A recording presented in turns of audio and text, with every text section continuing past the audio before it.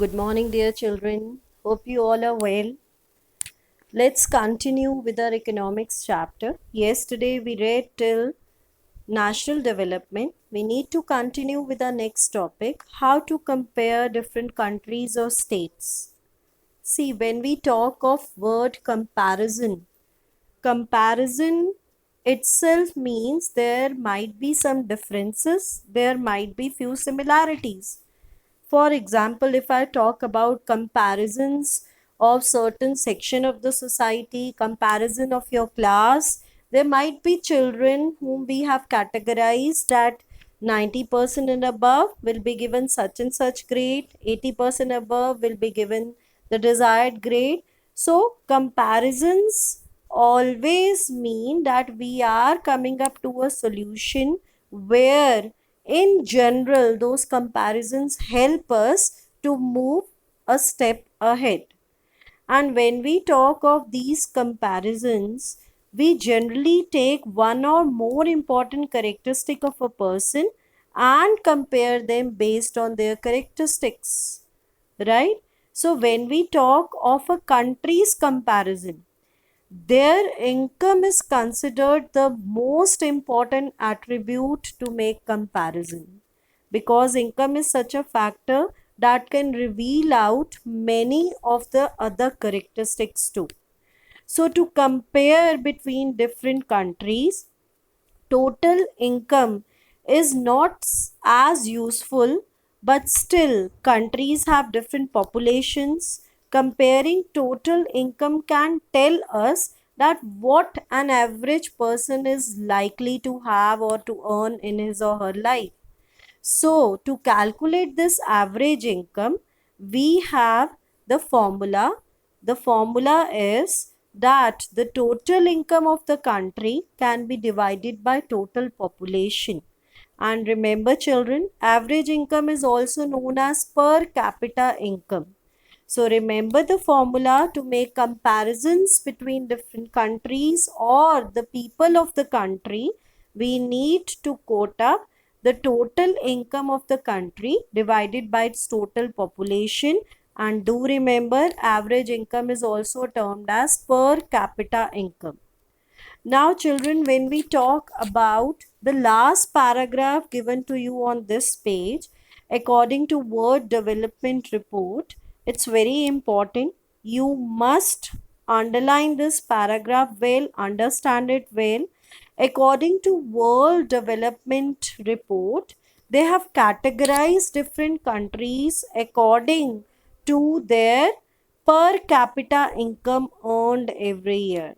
So figures are given to you. If we talk about US dollars 12.056 per annum and above, and if we talk, these countries are called rich countries, and those countries whose per capita income is less than 995 US dollars are termed as low income countries, and India comes out to be in the low middle income country with per capita income of 1820 per annum US dollars we are talking about.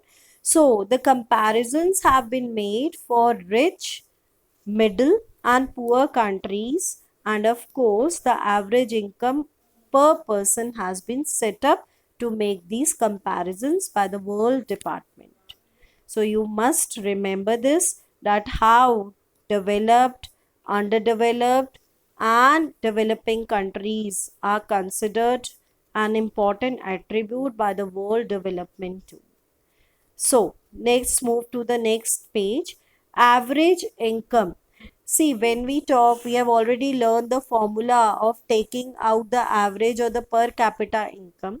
When we talk of this average income, so many times average income also hide many disparities. We say that we calculate the rich, middle and the poor countries. When we talk of these countries, no particular comparisons even of average income reveal the truth.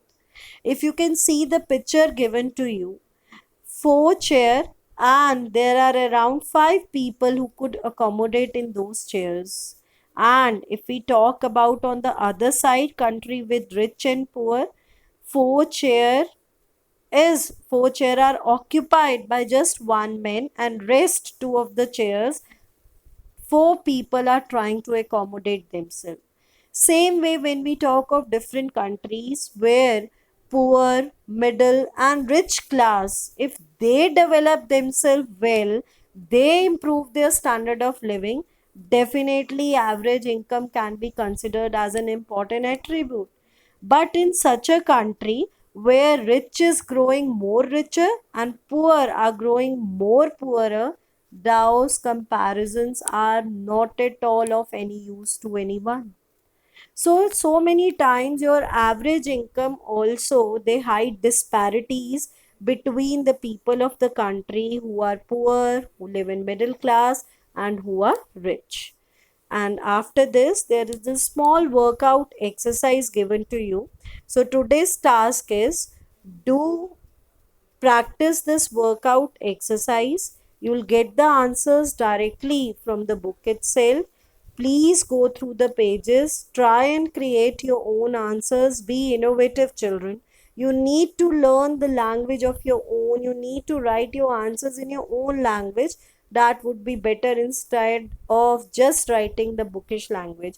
Of course, for few definitions, I can understand that you need to be very specific, but otherwise, if you create your own answers, you've understood the concept well, you can really do wonders.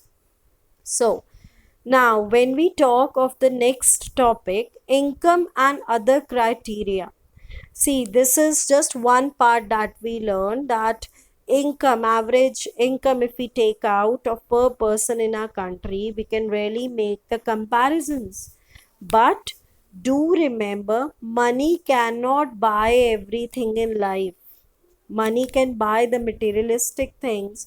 Your income doesn't every time prove that you have the best of things for your life. So many times there are many other attributes that are counted more than income. For example, if I talk about education, if I talk about IMR, that is infant mortality rate, if you can see few definitions given to you, the very last page, very last side, very end side of your